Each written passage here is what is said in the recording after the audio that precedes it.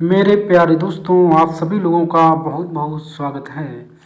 आज हम लोग चर्चा करने वाले हैं यूपी टेट सुपर टेट की दृष्टि से बहुत ही महत्वपूर्ण चैप्टर के विषय में, जिसका नाम है विराम चिन्ह। इसके हम कुछ सवालों की प्रैक्टिस करेंगे जो आगामी पेपर की दृष्टि से बहुत ही महत्वपूर्ण है। तो बिना किसी देरी करते हुए हम लोग बस बढ़ते हैं आज के अपने पहले क्वेश्चन की ओर। तो पहला क्वेश्चन है दोस्तों, विराम चिन्ह के प्रयोग की दृष्टि से अशुद्ध वाक्य बताइए। तो दोस्तों मेरे यहाँ पे दोस्तों अशुद्ध वाक्य हमें बताना है। विराम चिन्ह की दृष्टि से अशुद्ध वाक्य बताइए। ऑप्शन ए, बस हो गया रहने दीजिए, ऊंच नीच। ऑप्शन बी में ऊंच नीच अमीर गरीब समाज की विभाजक रेखाएं हैं। क्या आप पटना के रहने वाले हैं? वाह, तुम्हारे क्या कहने, बहुत ऊपर तक जाओगे। इसमें दोस्तों हमें अशुद्ध वाक्य को ढूंढना है। बस हो गया रहने दीजिए, इसमें कोई अशुद्धि नहीं है। दूसरा वाक्य है ऊंच नीच अमीर गरीब समाज की विभाजक रेखाएं, ये भी सही वाक्य है। क्या आप पटना के रहने वाले हैं? दोस्तों इसमें भी प्रश्नवाचक चिन्ह का प्रयोग किया गया है, ये भी वाक्य सही है। अगला है डी नंबर, वाह तुम्हारे क्या कहने, बहुत ऊपर तक जाओगे। दोस्तों इस वाक्य में यहाँ पे होना चाहिए विस्मयादिबोधक चिन्ह का, इसलिए ऑप्शन नंबर डी गलत है। अगला हम लोग देखते हैं क्वेश्चन नंबर 2, विराम चिन्ह के प्रयोग की दृष्टि से निम्नलिखित में से कौन सा वाक्य सही नहीं है। इसमें तो देखना, वह दूर से बहुत दूर से वह दूर से बहुत दूर से आ रहा है। ऑप्शन बी, सुनो सुनो वह गा रही, सुनो फिर हल्का रुका गया, सुनो फिर हल्का रुका गया, वह गा रही है। ऑप्शन सी, नहीं नहीं ऐसा कभी नहीं हो सकता, ये भी इस वाक्य सही है। क्रोध चाहे कैसा भी हो मनुष्य को दुर्बल बना देता है, ये भी वाक्य सही है। यहाँ पे ऑप्शन नंबर ए गलत हो जाता है। वह दूर से बहुत दूर से आ रहा है, इसमें विराम चिन्ह प्रयोग की दृष्टि से अशुद्ध है। ऑप्शन नंबर ए गलत है। अगला क्वेश्चन है तीसरा, जो चाहे करो बस हमें जाने दीजिए, बस हमें तंग न करो। वाक्य के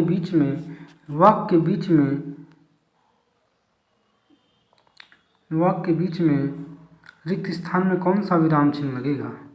तो दोस्तों अब बोल रहा है क्वेश्चन में, जो चाहे करो बस हमें जाने दीजिए। इसमें दोस्तों अर्ध विराम का प्रयोग किया जाएगा, क्योंकि अर्ध विराम में बहुत हल्का सा रुका जाता है।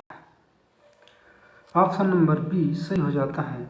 अगला क्वेश्चन है, लेन देन विरह मिलन जड़ चेतन आदि शब्द युग्मों के बीच किस विराम चिन्ह का प्रयोग किया जाएगा। दोस्तों यहाँ पे योजक चिन्ह का प्रयोग किया जाता है। लेन देन विरह मिलन जड़ चेतन आदि शब्दों के बीच योजक चिन्ह का प्रयोग किया जाता है। जैसे अनाप शनाप लानि हानि, लाभ हानि, विरह मिलन, लेन देन, जड़ चेतन, सुख दुख, इस प्रकार के जो शब्द होते हैं, शब्द युग्म होते हैं, उनमें हम योजक चिन्ह का प्रयोग करते हैं। ऑप्शन क्वेश्चन नंबर हमारा 5वां है, पदक्रम की दृष्टि से कौन सा वाक्य शुद्ध है। तो दोस्तों ऑप्शन ए है विराट तेज खेलता है, दूसरा है विराट बहुत तेज खेलता तेज है, तीसरा है तेज खेलता है विराट खेल, चौथा है इसमें डी नंबर खेलता है तेज विराट। इसमें पदक्रम की दृष्टि से वाक्य ए नंबर शुद्ध है। विराट तेज खेलता है, विराट कर्ता हो गया, क्रिया हो गई खेलना, जबकि तेज हो गया उसका एक विशेष गुण। ऑप्शन नंबर ए सही हो जाता है। हमारा क्वेश्चन चलते हैं अगला 6 नंबर की ओर, दो विपरीतार्थक शब्दों के बीच कौन सा विराम चिन्ह लगता है। तो दोस्तों योजक चिन्ह का प्रयोग हम दो विपरीतार्थक शब्दों के बीच करते हैं। किस चिन्ह का? योजक चिन्ह का प्रयोग हम दो विपरीतार्थक शब्दों के बीच करते हैं। इस प्रकार से यहाँ पे ऑप्शन बी सही हो जाता है। तो इसकी हम व्याख्या देखेंगे। दो विपरीतार्थक शब्दों के बीच योजक चिन्ह लगता है। विराम का शाब्दिक अर्थ रुकना होता है। पाठक के भावबोध को सरल और सुबोध बनाने के लिए विराम चिन्हों का प्रयोग किया जाता है। किसके? पाठक के भावबोध को सरल और सुबोध बनाने के लिए विराम चिन्हों का प्रयोग किया जाता है। जब एक ही शब्द दोहराया जाता है अथवा दोनों शब्द को पृथक दिखाना होता है तो वहाँ योजक चिन्ह का प्रयोग किया जाता है। दिए गए विराम चिन्हों का विवरण निम्न प्रकार से होता है। एकल उद्धरण, दोहरा उद्धरण, विस्मयादिबोधक चिन्ह इस प्रकार से होता है। इसके बाद प्रश्नवाचक चिन्ह इस प्रकार से है दोस्तों। दो विपरीतार्थक शब्दों तथा जब एक ही शब्द दो बार दोहराया जाता है तो वहाँ पे हम योजक चिन्ह का प्रयोग करते हैं। क्वेश्चन नंबर अगला 7, समासिक पदों पुनरुक्त युग्म शब्दों के मध्य किया जाने वाला विराम चिन्ह कौन सा है? तो दोस्तों समासिक पदों पुनरुक्त तथा युग्म शब्दों के मध्य प्रयोग किया जाने वाला विराम चिन्ह योजक चिन्ह होता है।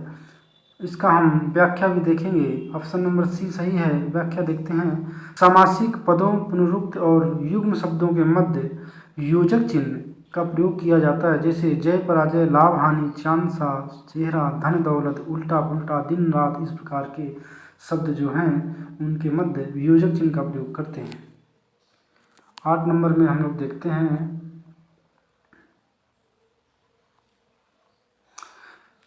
8 नंबर है, किसी की कही बात को स्पष्ट करने के लिए वाक्य के अंत में किस चिन्ह का प्रयोग करते हैं? किसी की कही हुई बात को स्पष्ट करने के लिए वाक्य के अंत में किस चिन्ह का प्रयोग करते हैं? तो दोस्तों यहाँ पर ऑप्शन नंबर हमारा डी सही हो जाएगा। किसी की कही हुई बात को स्पष्ट करने के लिए हम विवरण चिन्ह का प्रयोग करते हैं। इसका हम व्याख्या देखेंगे। किसी की कही हुई बात को स्पष्ट करने के लिए वाक्य के अंत में विवरण चिन्ह का प्रयोग किया जाता है। विवरण चिन्ह का प्रयोग आवेदन पत्र या प्रार्थना पत्र में विषय एवं द्वारा के बाद किया जाता है। क्वेश्चन नंबर 9 है, किसी अक्षर या शब्द पर विशेष बल देने के लिए किस चिन्ह का प्रयोग किया जाता है?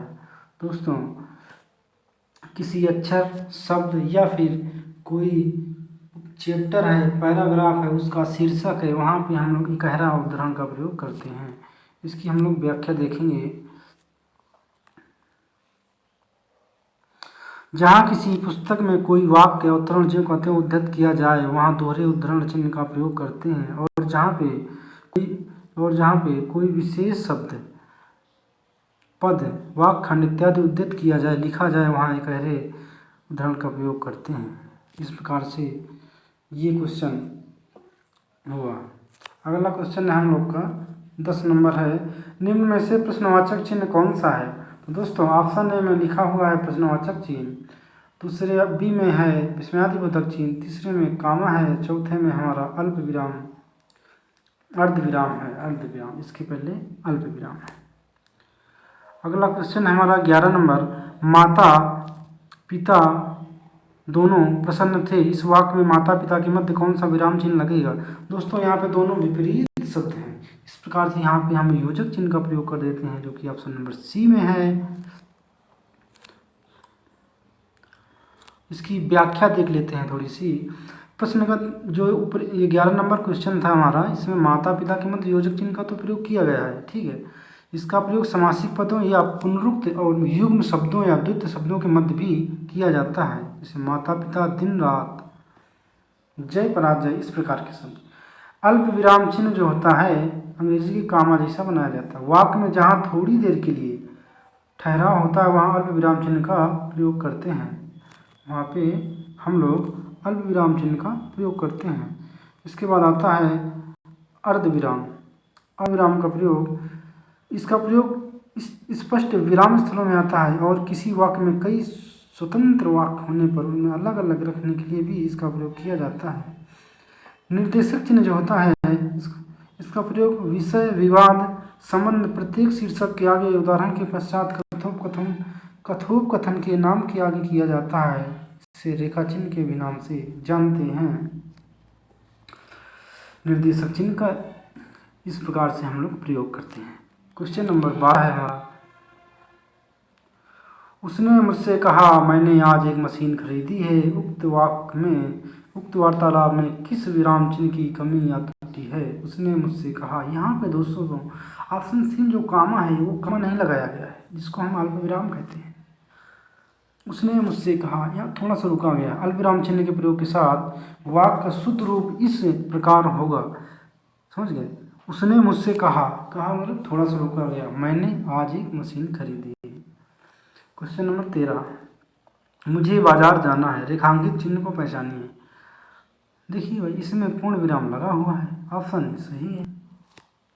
इसकी व्याख्या देखते हैं। व्याख्या में क्या है, मुझे बाजार जाना है, वाक्य में रेखांकित पूर्ण विराम कहा है, ठीक है।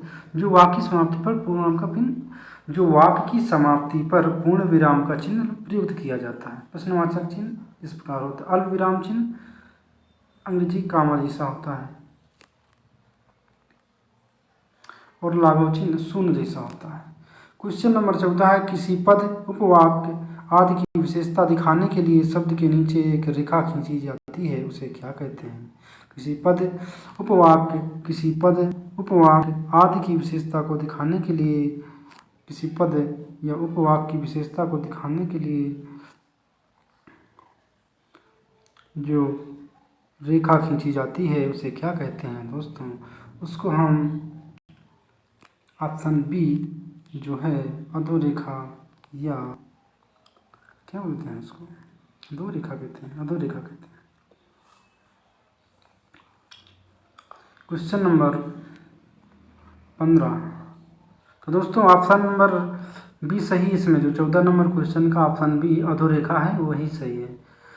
क्वेश्चन नंबर 15, प्रश्न चिन्ह कौन सा है, तो इसमें ऑप्शन बी जो है वही सही है, प्रश्न चिन्ह है। पहले में पूर्ण विराम, तीसरे में जो है आपका विस्मयादिबोधक और चौथे में हो गया हमारा अर्धविराम।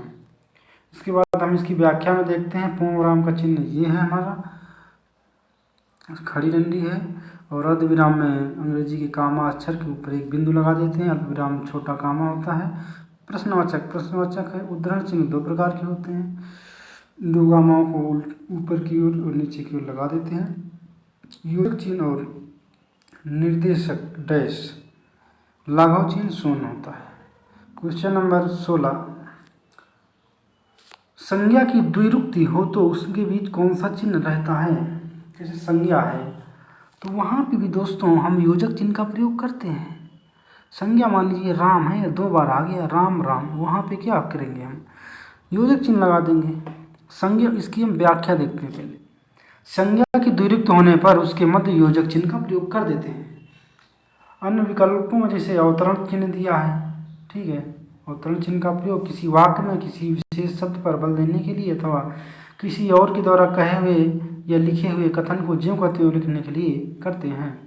कोष्ठक चिन्ह 3 प्रकार के देखिए, छोटा कोष्ठक, मंझला कोष्ठक और बड़ा कोष्ठक का प्रयोग किसी शब्द को स्पष्ट करने तथा कुछ विशेष जानकारी प्रदान करने के लिए हम लोग कोष्ठक चिन्ह का प्रयोग करते हैं। निर्देशक चिन्ह है, निर्देशक चिन्ह का प्रयोग विषय हो, कोई विवाद है संबंधी प्रत्येक शीर्षक के आगे, उदाहरण के पश्चात तथा कथोपकथन के नाम के आगे किया जाता है। इसके बाद दोस्तों हम लोग क्वेश्चन नंबर 17 देखेंगे। अच्छा क्वेश्चन है, एग्जाम की दृष्टि से बहुत ही महत्वपूर्ण है।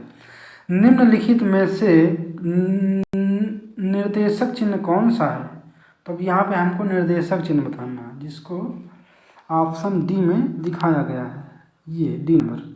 उपयुक्त विकल्पों में से निर्देशक चिन्ह डी नंबर में दिया गया है।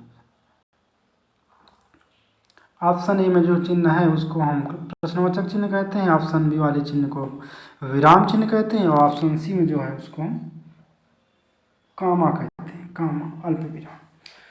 तो हम लोग कुछ चिन्हों के विषय में व्याख्या करते हैं, उनको देख लिया जाए।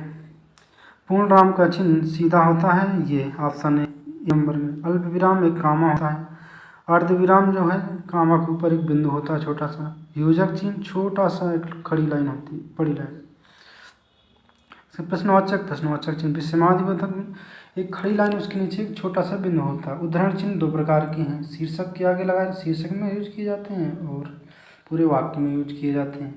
लाघव चिन्ह शून्य, निर्देशक चिन्ह इसको हम डैश कहते हैं। विवरण चिन्ह है, इसको हम पत्र में लिखते हैं, सब्जेक्ट के आगे यूज करते हैं। इसके बाद कोष्ठक चिन्ह छोटा कोष्ठक, मंझला कोष्ठक, बड़ा कोष्ठक। हंस पद, कोई हम वाक्य में कोई पद छूट जाता है तो एक ऐसा चिन्ह हंसपद त्रुटिबोधक चिन्ह लगा के इसके ऊपर वह शब्द लिख देते हैं। इस प्रकार से हम लोग इसका प्रयोग करते हैं। तो दोस्तों आज का सेशन हमारा यहीं तक।